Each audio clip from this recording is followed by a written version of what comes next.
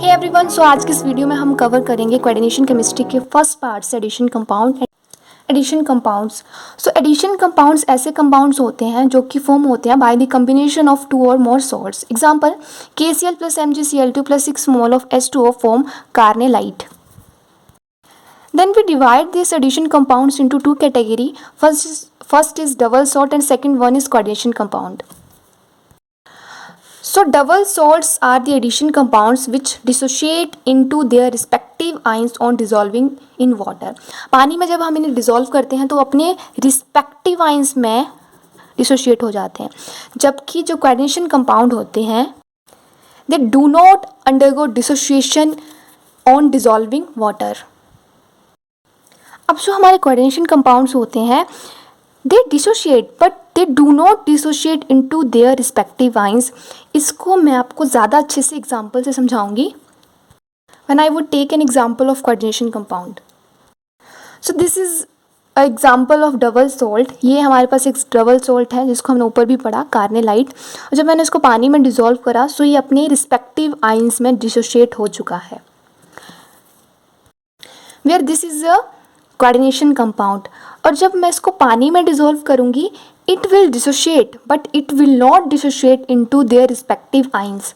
Respective ions का मतलब क्या है, मतलब हर एक आइन अलग हो जाएगा पानी में डालने के ऊपर, but it is not like that in case of coordination compound. वो टूटते हैं लेकिन अपने रिस्पेक्टिव आइंस में नहीं टूटते हैं। सो वो कैसे टूटते हैं, they dissociate into two spheres. First is ionisation sphere and second is non ionisation sphere. अब जो हमारा नॉन आयनाइजेशन स्फीयर है, as the name suggest it is non ionisable.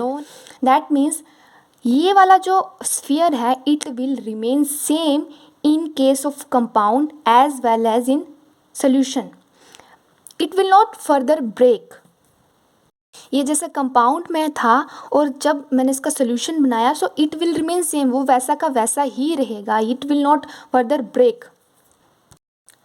Now the next topic is the representation of the coordination compound. So this is an example of coordination compound और इसमें आपको हर एक चीज़ का एक पर्टिकुलर मीनिंग मिलेगा।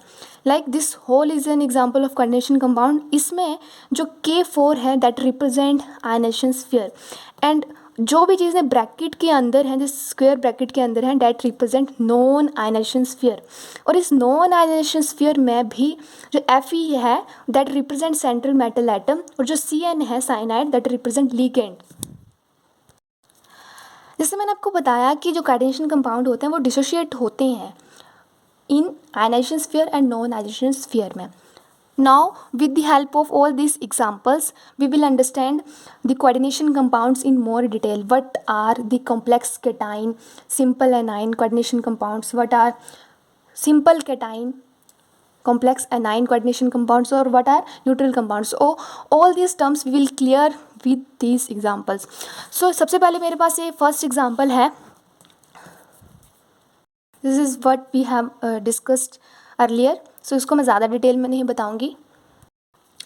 सो ये हमारे पास फर्स्ट एग्जांपल है, और जब मैंने इसको खोल के लिखा इस स्ट्रक्चर को, जब मैंने इसको पानी में डाला और मैंने इसको डिसोशिएट फॉर्म में लिखा, देन यहाँ पे आपको देखने को मिलेगा that K4 positive represent simple cation and whole this terms which is under this square bracket that represent complex A9.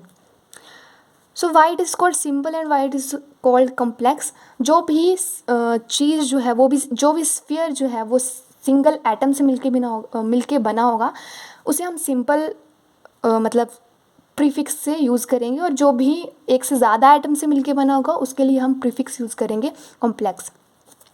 Second example of this coordination compound, और जब हमने इसको डिसोशिएटेड फॉर्म में लिखा then we have this simple anion और complex cation. Okay, then we have this third example. अब इसको हम डिसोशिएटेड फॉर्म में नहीं लिख सकते बिकॉज इस एग्जाम्पल में हमारे पास only and only non ionisation sphere ही है। सो मैंने आपको बताया था कि जो नॉन आयनाइजेशन स्फीयर होता है वो एक ऐसा स्फीयर होता है जो कि कंपाउंड और सोल्यूशन दोनों फॉर्म में जो है वो एज इट इज़ रहता है, that means it doesn't break further. So this is the explanation of what I have told you. So next example of this one, जिसे मैंने ऑलरेडी डिसोशिएटेड फॉर्म में लिखा है, और इसमें देखो ये कम्प्लेक्स केटाइन है और ये कम्प्लेक्स एनाइन है। वाइट इज कॉल्ड कम्प्लेक्स, जो मैंने आपको ऑलरेडी बता दिया है। So this was all about the first part of coordination chemistry.